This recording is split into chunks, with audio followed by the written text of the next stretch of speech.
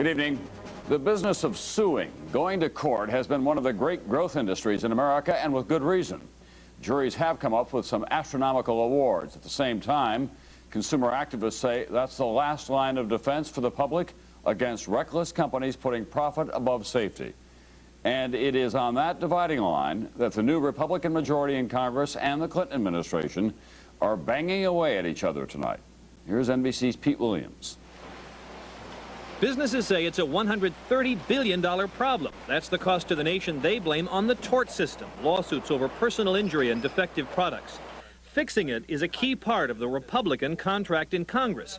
It's a battle of lobbyists with big budget ad campaigns. The lawsuits could drive Little League teams out of existence.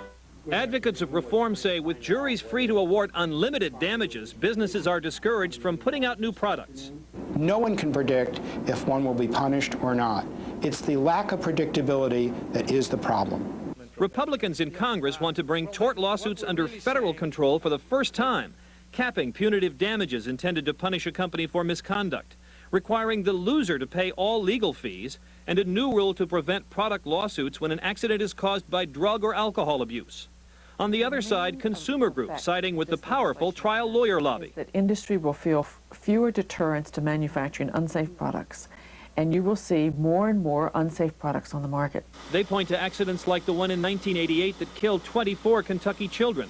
Their bus was hit by a car and caught fire. Parents sued, saying the bus maker knew the gas tank was vulnerable but failed to protect it. The mother of a girl who died in the accident says a big lawsuit makes companies more careful. That brings publicity, and publicity is what manufacturers fear. The White House is against the changes too, saying Republicans are hypocritical to want new federal rules. We also find it curious that those who argue so often for states' rights and for flexibility of the states would seek to impose a federally mandated structure. Both sides agree on one thing. If tort reform passes, there'll be a lot fewer lawsuits. Pete Williams, NBC News, Washington. At the same time, NBC News has learned tonight that the Federal Department of Transportation is ready now to issue an order to the nation's trucking business. Anti-lock brakes, now standard on many cars, will be required on trucks in an effort to cut down on big accidents. NBC's Robert Hager has more. To prevent jackknifing or other braking accidents, the regulation to be announced tomorrow will require all big new trucks to have anti-lock brakes starting 2 years from now, sooner than truckers had wanted. Same thing for buses, even school buses and city buses 3 years from now.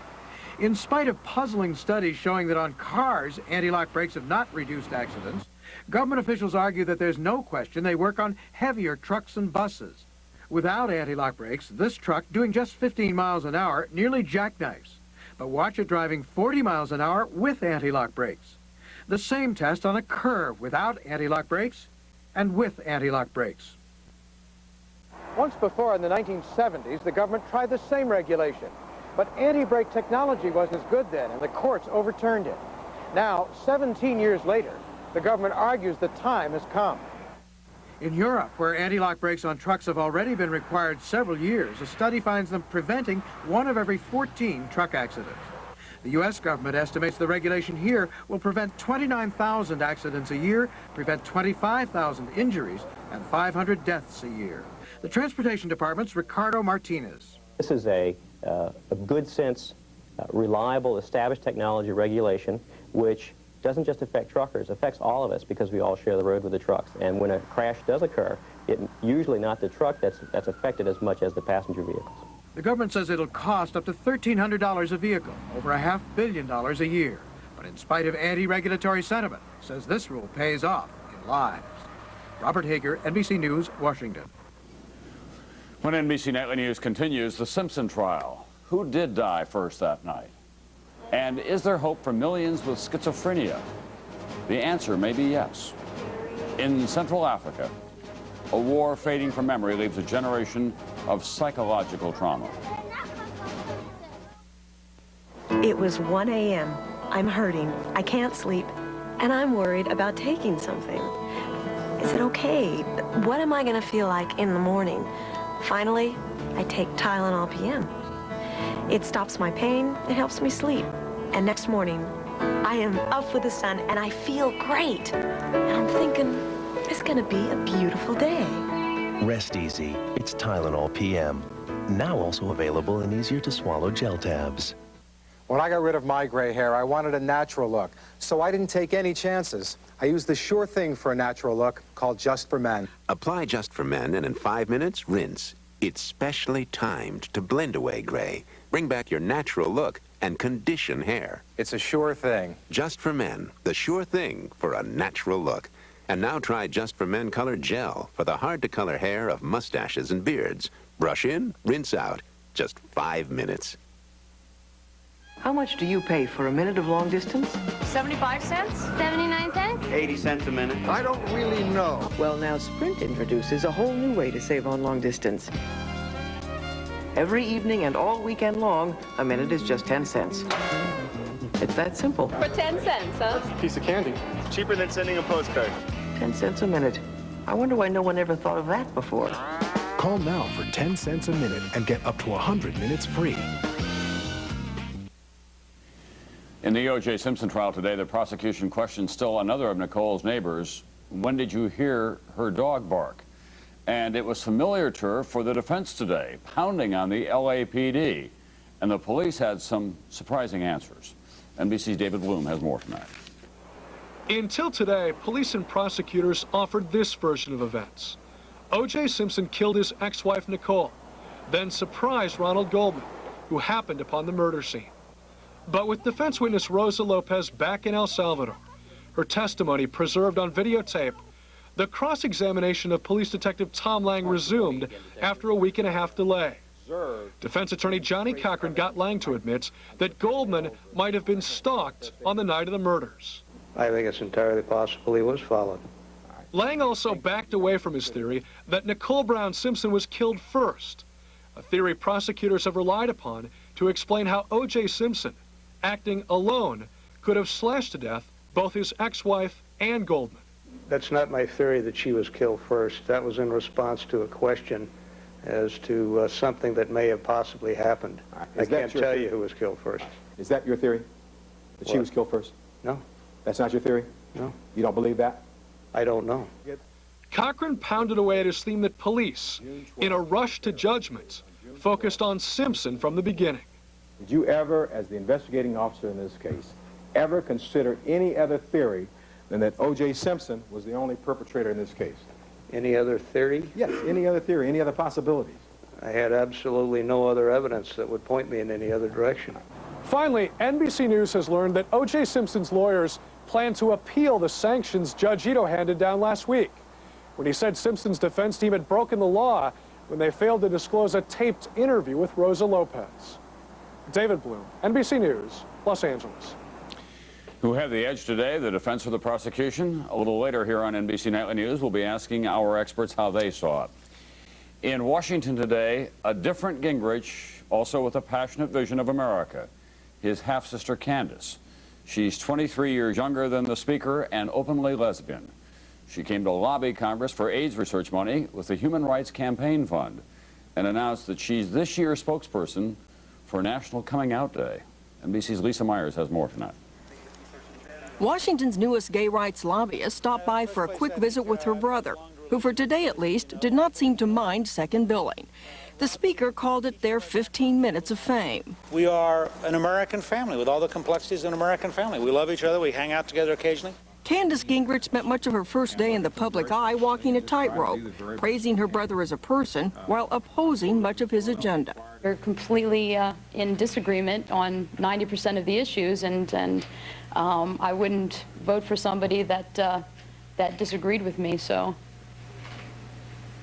no, I wouldn't vote for him. She said gays deserve more than the tolerance her brother urges. Tolerance is not enough. I mean, at this point, we have no federal protections. At any point at the job, we can be fired just for being gay or lesbian, and that's completely unrelated to job performance or ability. Still, Candace Gingrich said those who portray her brother as mean are dead wrong. She said even when his policies are bad, his intentions are good. I mean, I love my brother, and I know him as a very sweet, caring, concerned man. Newt Gingrich was 23 when Candace Gingrich was born. Before today's lobbying, she was a very private computer technician. Her cause today, AIDS funding. House Republicans have cut almost $200 million in emergency housing for AIDS patients. Another smaller cut in AIDS education and prevention was restored. Perhaps because of his sister on gay issues, Newt Gingrich has consistently appeared more moderate than many of his allies, and he occasionally has taken some heat for it. The religious right still hasn't entirely forgiven him for saying gays are welcome in the Republican Party. Lisa Myers, NBC News, the Capitol. Speaker Gingrich was forced to cancel an appearance today when activists protesting proposed school lunch cuts took over the hall. Members of a group called Acorn stormed the Washington ballroom where Gingrich was supposed to address the National Association of Counties. One county official said the protest was counterproductive. Around the nation tonight in Alexandria, Virginia, opening day in the fraud trial of William Armani. He's the former president of United Way. He's charged with misusing hundreds of thousands of United Way dollars on personal apartments and gifts for friends. Also charged two of his former officials. On Wall Street, the Dow began the week up slightly in heavy trading. However, the Nasdaq was off today. And in Phoenix, $100 million to a single winner of the Powerball lottery. Shirley Spence was the winner with her husband Don. They're the only holders of one of the richest jackpots ever. Their plans, a gracious retirement. She's a secretary, he's a self-employed painter. Up next, Health Watch. There's new hope tonight for millions suffering the devastating effects of schizophrenia. Sending an international fax.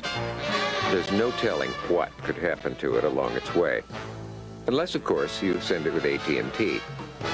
Only AT&T has a unique service that goes along with every international fax your business sends. It's a service that'll help you solve just about any problem. No, it's not the line, it's their fax machine. So your fax will get there, guaranteed, only from AT&T, for the life of your business. He's a tough kid. Thinks he's indestructible. But he'd get a bad cold, fever, and get achy. At times the Tylenol would wear off. He'd try Advil. Got so he asked the doctor what to do. The doc said that there's a pain reliever for the aches and pains of tough colds. It's the only one with 8 to 12 hour dosing. It's called Aleve. It lasts longer than extra strength Tylenol, and Advil isn't stronger. Aleve. I told his mother I'd look after him. I told her I'd look after you. Aleve. All day strong, all day long. January 29th. In a live TV broadcast, Publishers Clearinghouse made another dream come true. Marianne, you've just won $10 million from Publishers Clearinghouse. You better be kidding. She won $10 million. April 15th, the Prize Patrol will make another visit on live TV. Grandma won $10 million bucks. I must be doing something right or this wouldn't be happening to me. Enter the Publishers Clearinghouse sweepstakes now, and the next winner could be you. Wonderful! On Health Watch tonight, on any given day, more than 2 million people in this country and their families suffer the devastating effects of schizophrenia. Now, new hope. NBC Chief Science Correspondent Robert Bazell.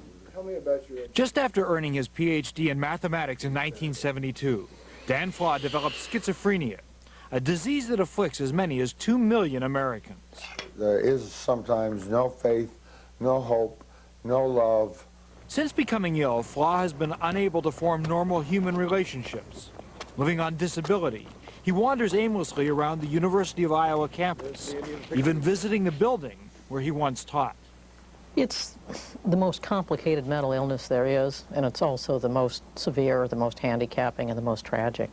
Also at the University of Iowa is Dr. Nancy Andreasen, one of the world's experts on schizophrenia, whose research is yielding important new insights into the disease. People with schizophrenia have abnormal perceptions. That is, they see things when nothing is there. They hear voices. They have a disturbance in their ability to think and reason. Until recently, some mental health professionals said bad mothering caused schizophrenia. June Judge, whose family always loved music, knows this well. One of her sons, Steve, developed schizophrenia at age 21 while attending the Air Force Academy. Her second son, John, a football player at Iowa, also got the disease at 21 and killed himself. They said, why did you do this to your son? To bear that tragedy and then have somebody say that you are responsible because how you reared the child is the cruelest thing you could say. But research here at Dr. Andreasen's lab and elsewhere has left no doubt that schizophrenia is a physical abnormality of the brain. Powerful new brain imaging techniques are allowing scientists to begin to understand exactly what is wrong in the brains of people with schizophrenia. I want you to give me all the words you can think of that start with the letter C. Christmas. The scientists here ask schizophrenics and healthy volunteers to carry out a series of mental tasks. A device called a PET scanner examines their brains as they are thinking. A key recent finding has been that there are big differences between healthy people and those with schizophrenia in the blood flow to the thalamus, a central switchboard for many of the brain's major functions. Patients with schizophrenia don't activate their thalamus, don't sort of turn on that light bulb in the middle of their brain. With currently available drugs, June Judge's first son, Steve, has been able to get married and work part-time. He lives a life that is far better than most people with the disease. The hope is that the new research will lead to even better treatments and better lives for people with schizophrenia. Robert Bazell, NBC News, Iowa City. Now to NBC News Online. First Lady Hillary Clinton gave a dress away today. It was not just any dress, it was the gown that she wore to the inaugural balls in 1993. Today, Mrs. Clinton donated it to the Smithsonian, a tradition that began in 1914. You'll remember that the Cowardly Lion wanted to be king of the forest, but in Videoland, the Lion King reigns supreme. The Disney movie, just released on video last week, already has sold 20 million copies, grossing a record $350 million. You add $740 million at the box office and $1 billion from merchandise, well, you get the picture. If you're in the market for a new car, we may have just the thing for you. This little number from Rolls-Royce, the new Bentley.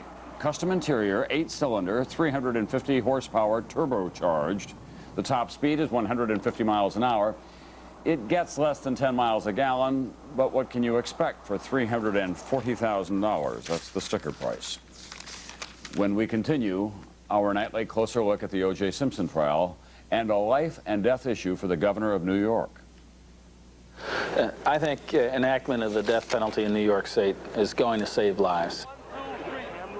Why he thinks it will help stop violence in his own words when NBC Nightly News continues.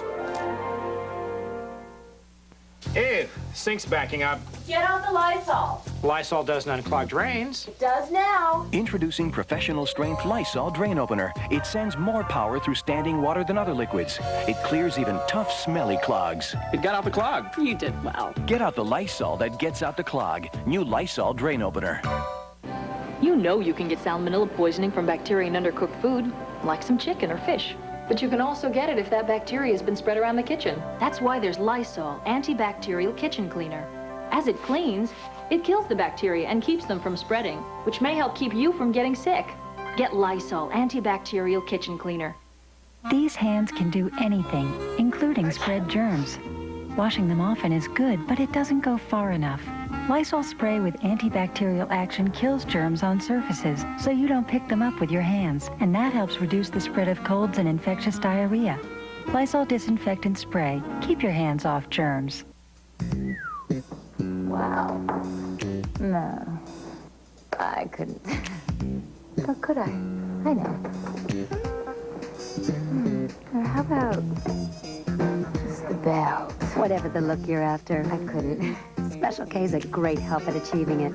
Great toasted taste, just 110 calories, and fat-free. Well, maybe just around the house. Kellogg's Special K. Great taste never looks so good. Or maybe around the block. You make me feel so young. You make me feel there are songs to be sung. Discover fat-free Promise Ultra. 0 fat with just 5 delicious calories a serving. And every time I see you grin, It's the first fat-free margarine. Definitely one of a kind. you make me feel so young. Regular or fat-free Promise Ultra. Get heart smart. They promised her Paris. So how'd she wind up here? Travel Club scams. Our hidden camera investigation shows how they do it. Dateline Tuesday. From crime to punishment. It's been 32 years now since the last execution in New York State. Tonight, a vote to reinstate the death penalty in New York is all but certain. Blocked for nearly 2 decades by Governors Cuomo and Kerry, 2 Democrats, the new Republican governor, George Pataki, has pushed hard for this measure. His arguments tonight in his own words. I think the highest priority of government is to protect the health and safety of its people, and I think the death penalty will be a part of achieving that. I've been to too many police funerals. I've been to too many sad events where I think having the death penalty could have saved that officer or that shopkeeper's life. And if I ever had any doubts, and I've had very few, about the appropriateness of the death penalty, all I had to do was sit down with Devorah Halberstam, whose 16-year-old son, Ari, was assassinated by a terrorist with a machine gun shooting up a bus. I defy anyone opposed to the death penalty to look into her eyes and to listen to her. She says she wants justice for her son, and justice includes adoption of the death penalty. I agree with her. When you have a terrorist come across from New Jersey and blow up the World Trade Center and kill 6 people, we as a society have a right to say to that person that he has forfeited his right to live on this earth. In the case of a serial murderer, where there's no doubt, such as Thomas Grasso, who I sent back to Oklahoma to face the death penalty, I don't have moral qualms about that. And if we save 1 police officer's life or 1 correction officer's life, or if 1 child isn't shot in a crossfire between people who have no respect for life, then the death penalty will have served its purpose for the people of New York State. The death penalty coming to New York, Governor George Pataki defending it in his own words tonight. Now to our closer look at the O.J. Simpson trial. Joining us once again tonight is our chief legal correspondent, Jack Ford, and of course, Ira Reiner, who's a special consultant to NBC News, former Los Angeles District Attorney. Ira, this is the first time that the jury has heard testimony in 10 days. First thing they heard today was the detective saying he's not sure who was killed first. Is that going to raise some doubt in their minds? I don't know that that'll be too important. It appeared that Detective Lang was slightly backing away from what looked like a theory of the prosecution's case. But for the defense, without missing a beat, after this case has been delayed for 10 days, they've gone right back to their theme. And that theme simply is that either through design or ineptitude, the police investigation cannot be relied upon. And Jack Ford, let me ask you about Detective Lang's testimony today. What was your take on it? Was this an appropriate answer on his part? Did it begin to cause some problems for the prosecution? Tom, it certainly sounded like he was backing off of what he said earlier. And if you're a trial lawyer, you love when something like that happens. I think what you'll see, though, is the prosecution will get up tomorrow and they'll get him back to his original testimony, saying, here's how we think it played out. Because if the jury thinks that the prosecution isn't sure who was killed first, how are they going to agree on it? I agree with Ira. Was it a major blow to the prosecution? I don't think so, but it was just another problem for a prosecution that has far too many problems already. And let me ask you quickly, Ira, the jury is away for 10 days. What happens to their mindset? Do they come back into the courtroom as fully focused as they were when they left? No, Tom, of course they don't. And that's the biggest problem with this delay that Judge Ito caused by having this hearing, that there is not a coherent presentation of the evidence on the part of the prosecution. And so it is difficult enough to get somebody to focus on a case without all of these delays. All right. Ira Reiner, Jack Ford, thanks very much for being with us again tonight. And imagine this, then, if you would. A generation of children who have witnessed untold atrocities within their own families at a tender age. When NBC Nightly News continues. In business, there never seems to be enough of it. And the last thing you can afford to do is run out of it. Time. So rest assured, Delta Airlines will help you make the most of it. With over 4,900 flights a day to over 300 cities around the world. And best of all, we'll make sure you arrive relaxed and refreshed with plenty of time to spare. Delta Airlines. Everybody needs some money sometime. Everybody needs some cash somehow. Hello? Rita. It's midnight. I need $500. Now. I'll call Western Union. Just call 1-800-CALL-CASH, and you can send money from home. Sometimes it's now. Western Union. Oh, yeah. The fastest way to send money worldwide. I love antiques. I just don't want to feel like one. But when I get a regular, I feel pretty antique. Slow, sluggish. Harsh chemical laxatives aren't the answer. They can work suddenly, unexpectedly. Oh boy, can that be embarrassing? That's why I use Metamucil. Its natural fiber works with my body's natural rhythms, gets me back on track. And like they say, you're only as young as you feel. Metamucil, the natural choice for regularity. Look, it's a gold card. Sure, no card on the planet is more useful, but it can't grant you inner peace. Well, I don't know. I mean, you could use it to go someplace where your only action would be one of non-action, which is pretty peaceful. And if you let Master Guest arrange your vacation, you'd save 20 to 40%, plus another $100 if you book by April 30th. And saving money might be the path of true wisdom. So I guess Gold MasterCard could help you see the light. Just remember to wear your sunscreen. Gold MasterCard, it's more than a gold card, it's smart money. Look for your Gold MasterCard application and apply. Tomorrow on Today, who is Cato Kalin? A look at the life of O.J.'s house guest, now a key witness in the case. So join us tomorrow and see what a difference today makes. More than 1 in 4 people around the world live in poverty. An even greater number have no access to health care. Those are the conditions that today drew 13,000 people to a poverty summit in Denmark sponsored by the UN. At that conference, the children of Rwanda will get special attention. NBC's Keith Miller tonight. The children of Rwanda have been exposed to the atrocities of war on a level not seen since the Holocaust. A study by the United Nations Children's Fund reveals that more than half of the children who survived the war witnessed family members being killed. 75% saw others being killed, and more than half saw other children killing children. Child psychologists say they are stunned by the findings. Children here have named 20 family members that is confirmed dead. There is the most tremendous loss that I have met any place. The need is so great that UNICEF will spend a quarter of its budget in Rwanda this year on trauma recovery centers. Child psychologists are training local teachers to treat traumatized children. What is the most sad thing to think about? The fact that I lost my parents and my brothers and sisters. Stephen Wajamahiro is 12. The murder of his family haunts him. How do you think they were killed? I imagine they were killed with pangas and big sticks. More than 100,000 children have been abandoned or orphaned. Many of them are now in centers like these with plenty of food and clothing from the aid agencies, but they don't get what they crave most, which is love and attention. Psychologists say many of the children of Rwanda live in a kind of emotional volcano that can erupt at any time. So at each meal, the children are taught to sing songs. They are about love, peace, and justice. They are lyrics, not promises. Keith Miller, NBC News, Rwanda. That's nightly news for Monday. I'll see you back here tomorrow night. NBC News, now more than ever.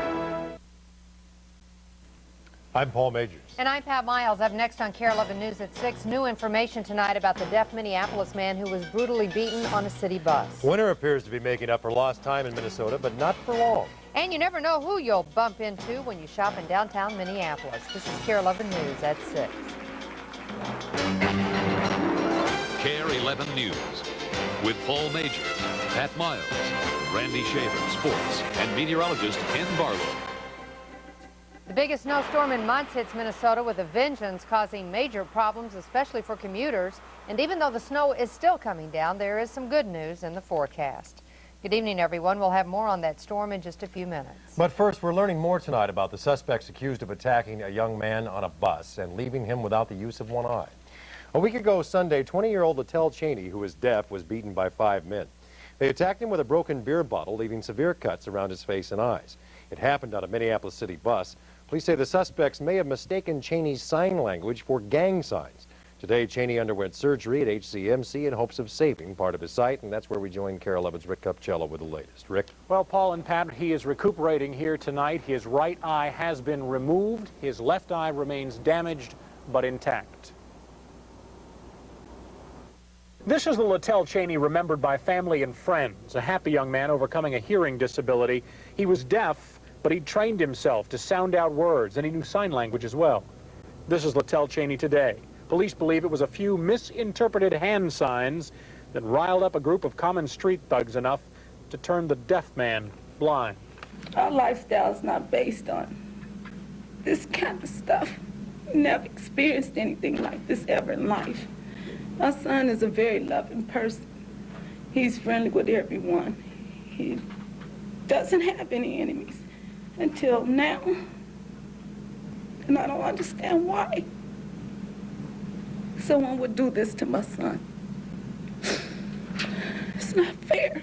Police say Cheney, who's been deaf since he was 9 months old, was attacked on a city bus after a group of angry young men followed him on board, slashing at his eyes with a broken bottle.